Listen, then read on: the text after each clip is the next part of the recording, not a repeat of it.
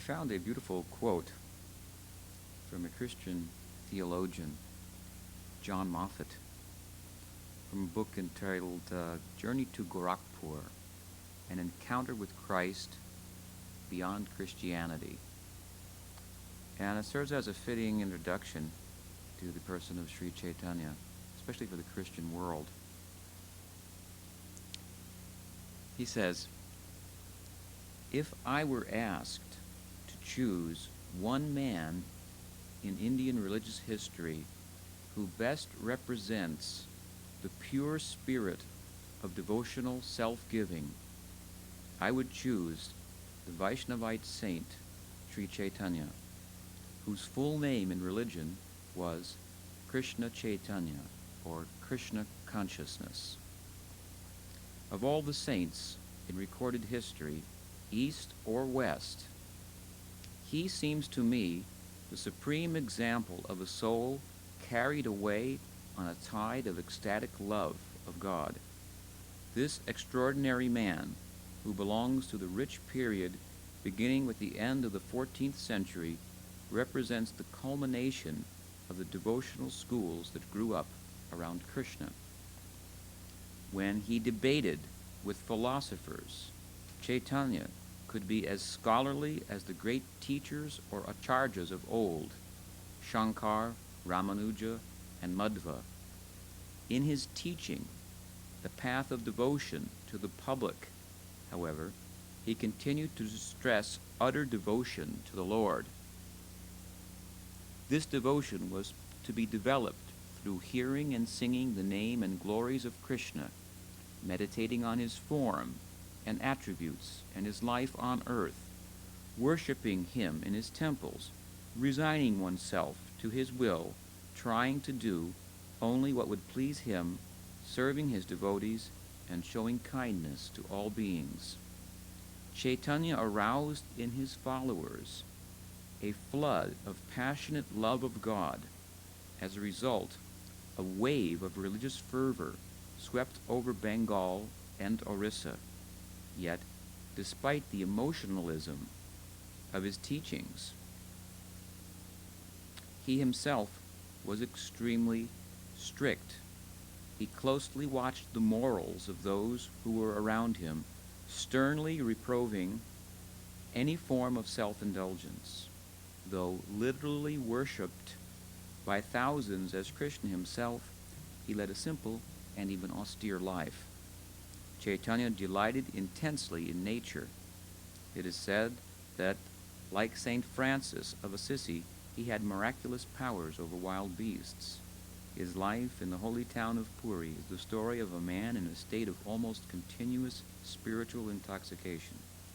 Illuminating discourses, deep contemplation, moods of loving communion with God were daily occurrences.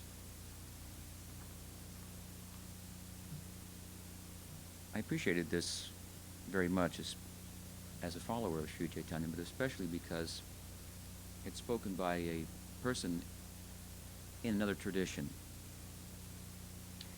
And this is what we have to try to approach from whatever spiritual tradition we may be participating in. And that is an essential idea and appreciation of spirituality. There are many sects throughout the world, and often we hear of how they're at odds with one another. The Catholics fighting with the Protestants, the Hindus fighting with the Muslims.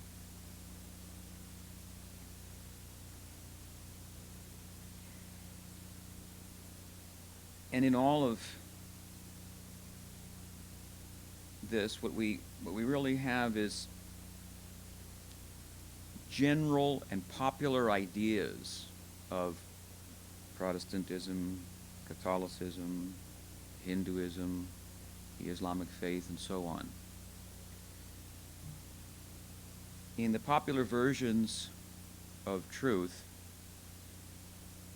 we find people who participate in them gravitating towards the outside, the externals of the actual essential message of the teaching, or of the message of the tradition. And thus they are at odds with one another over superficial issues. And often the religious differences turn in our modern days to terrorism. The atheistic class of men like to write off religion sometimes because it's in their estimation brought about more wars than anything else. However, this is only, as I say, the popular versions of religion or any particular spiritual tradition. If we look to the experiencers of the different traditions, we'll find that they have something in common. They've come to some objective understanding of what the nature of spirituality is, and basically agreed upon that. There is objectivity to what spirituality is about, just as much as there is some objectivity as to what the material experience is about. In the material experience, everyone has to die. Everyone has to get old. Disease is there for everyone. Birth is there for everyone. Birth, death, disease, and old age. I may wear a red shirt, another may wear a blue shirt. I may like potatoes, another may like carrots. Each of us has to clothe ourselves. Each of us has to eat. One may like to drive a fast car, another may like to bicycle, another walk. But each has to move about. We may choose to do it in one way or another, but each of us has to move, each of us has to dress, each of us has to eat, each of us has to deal with the struggle of material existence, each of us has to die. There is some objectivity as to what material life is all about. Similarly, there is some objectivity to what spiritual life is about. It's not something we can just dream about or imagine or wish our way into spirituality.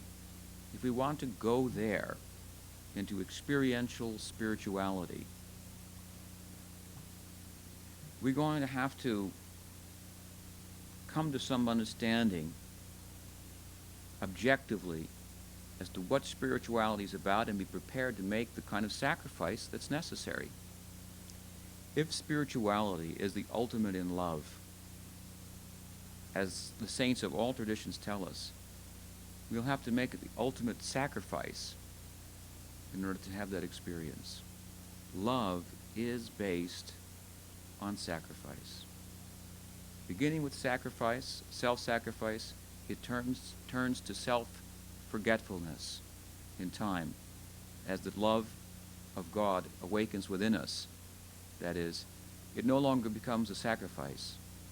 We lose a separate sense of ourself as separate from God, and come to see ourselves as one with God in terms of God's purpose.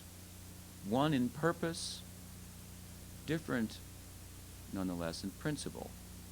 This is Sri Chaitanya's teaching, that if we can become one in purpose with God, we can have a life of love. But in principle, there must be some difference between us and God as well. Otherwise, there's no possibility for love, because love takes two. This idea, articulated by Sri Chaitanya's followers as Achintya Veda Veda Tattva, is something that all philosophy and religion has been trying to arrive at. That is, to find the harmony between oneness and difference. Oneness and difference. Immanence and transcendence. This has been a long, ongoing debate. Monism, dualism. Sri Chaitanya Mahaprabhu has come to make a synthesis of oneness and difference that makes for a life of love above the illusory differences that arise here in the material experience. If we carefully examine Sri Chaitanya's teachings, I think that we'll find in them the culmination of all religious thought, the zenith of theistic attainment.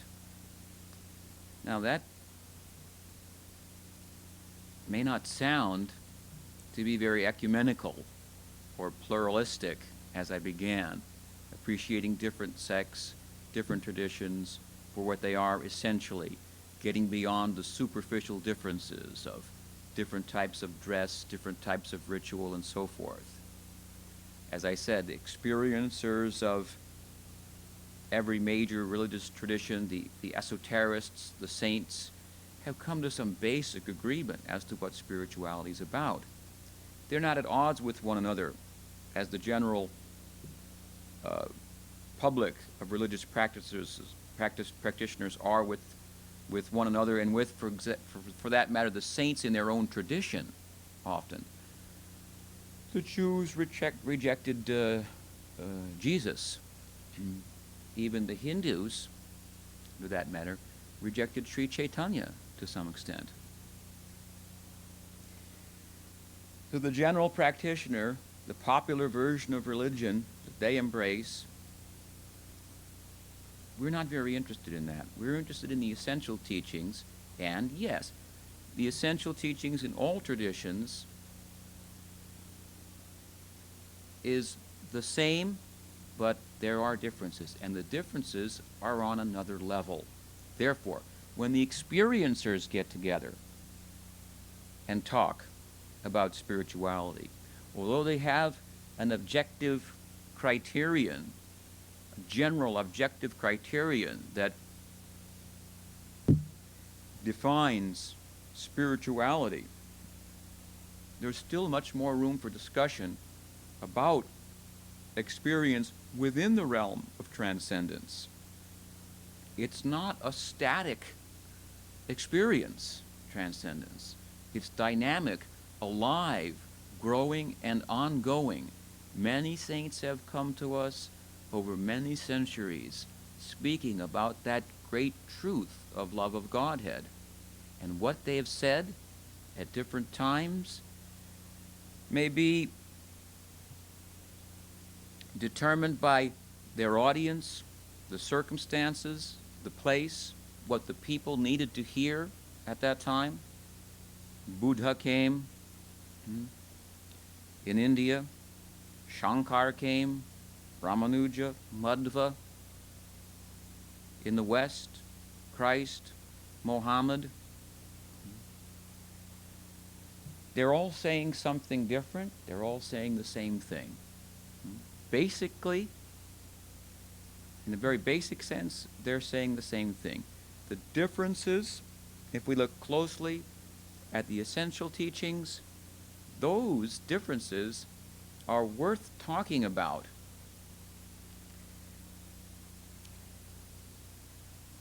If every religious tradition tells us that the material world is not our real home, and they do, the various religious traditions tell us that in a basic sense. The material world is not our real home. What is the material world? Well, when we speak of the material world, we're really speaking about a perception. We're speaking about a plane of consciousness. So when we say that the material world is not your real home, we're talking about the plane of consciousness in which we're presently dwelling, one in which our means of perception is limited to the five senses and the information that we gather through them interfaced with our reasoning faculty. That perception of the nature of existence is faulty. It is not the whole picture. And living within that plane of consciousness, that small space, this kind of life is very confining for the soul. very inhibiting. It's not our real home. Our full self doesn't come out and isn't expressed here. The physical plane is obviously very small and unaccommodating. If I were to try to take everything within this room with me physically, I wouldn't get very far. I couldn't even lift this chair, probably. However, in my mind, I could take everything in this room and more. The mind is in a material hierarchy higher than the physical plane. The mental plane has much more possibility for us than the physical plane does. Therefore, experiencing the limitations of the physical plane, we try to augment it often by fiction. So many movies, so many books, after which we read and see and say. In real life, it doesn't really happen like that. We try to create a bigger space with the help of mind and make the world more accommodating. But the mind, as big as it is, as spacious as it is, as accommodating as it is in comparison to the physical plane, is also limited. This is a little hard to grasp because most people, that is to say, come to grips with the power of our own mind, but in our experience, the mind is so vast that oftentimes persons conclude that mental experiences that are out of the norm of mental experience are spiritual. But Sri Chaitanya's teaching and any real spiritual tradition serves to take us beyond the limits of the mind, the limits of our imagination. That's a long ways to go. That's a very, very spacious and accommodating place. In the mind, it's easy to make $1 million. We can do it in a moment. It's very difficult on the physical plane. So the mind and its potential is vast, but we're taught by the spiritual traditions that mind is also limited. Above mind is intelligence. Intelligence is that fine faculty of discrimination that enables us to determine, even though the mind and senses may say something is good, that it's not good for us. This is the way we go about our life in the material plane of consciousness. We gather information from the world through our senses. We see forms, we touch things, we hear sounds, we smell aromas, we taste flavors, and impressions are relayed to the mind. The mind says, I like this, I don't like that. This is good, this is bad, this is happy, this is sad. In this way, a world is created in which we live. Intelligence has a function there, a voice, a distant, sometimes distant, unfortunately, voice, a finer faculty of discrimination. It may tell us, although it tastes good, it feels good, it smells good, it's not good for us. Often, unfortunately, in the material experience, we don't listen to that voice of reason. Reason is the upper end, so to speak, of the material experience, plane of material consciousness. And we'll have to pass beyond reasoning also, or to speak of mind and senses, if we're to live in the happy home of our soul, in a world, in a plane of love of Godhead.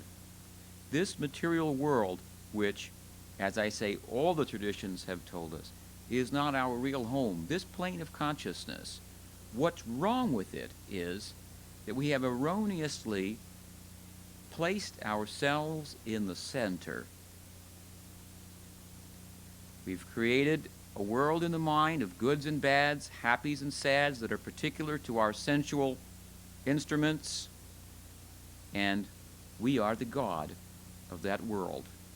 This is a problem because too many gods, in fact, more than one God, makes for problems. What to speak of innumerable gods with innumerable worlds all butting up against one another. This is the, in a general sense, the material experience. The diversity that we call the variety that's the spice of life in the material plane of consciousness is a diversity that's created by sense perception. This sense perception, which causes me to erroneously place myself in the center, this sense perception is creating a diversity that is false. And that diversity is compromising any chance for unity. We have a sense within us that life is about unity and harmony, that there's an interconnectedness of all things. But the diversity that our senses create for us of goods and bads, the duality of happy and sad, gets in the way of our ever finding, ever realizing that unity, that oneness. So the goal, the objective of any thoughtful person must be to find the oneness, the interconnectedness of all things. However, it doesn't stop there.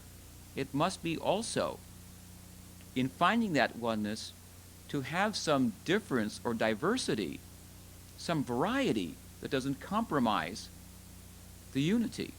The problem in the material plane, which makes it uncomfortable for us and not our real home, a foreign place, is that the diversity that's created compromises the unity that we seek. It doesn't matter. Whatever type of campaign we may make for ending racial injustice, sexism, political oppression, all these are movements, noble though they may be, movements for harmony. They will all fall short of bringing us to the sense of unity and harmony that spiritual life is all about. We'll have to break out of the world of sensual, mental, and intellectual perception. We think that because of these eyes we can see the world, because of these ears we can hear the world, because of this body we can move about. Actually, these are all getting in the way of our seeing, hearing, and moving. The soul has a life of its own, unfettered by the material experience. And the real spiritual discipline in any tradition is to take us outside of the framework of sense perception, mental and intellectual gymnastics. Coming outside of that, we come to a sense of unity. We come to experience that consciousness underlies the material phenomenon. Forms and shapes, persons, places and things, relationships on the material plane, they all arise out of a sea, so to speak, of consciousness. They come and they go. Consciousness is still, stable, secure. It offers firm ground. It's the ground of our being, so to speak. To come to this means to have peace.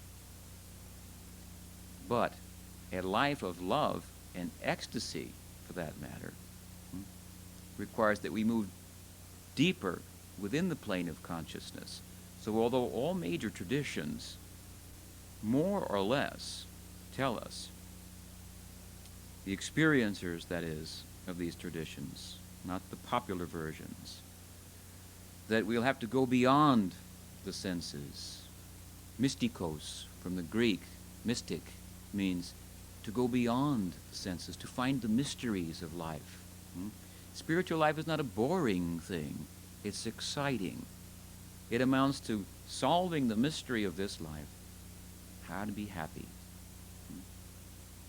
And in finding that happiness beyond the limits of the senses, the mind, and the intellect, we find a happiness that knows no bounds.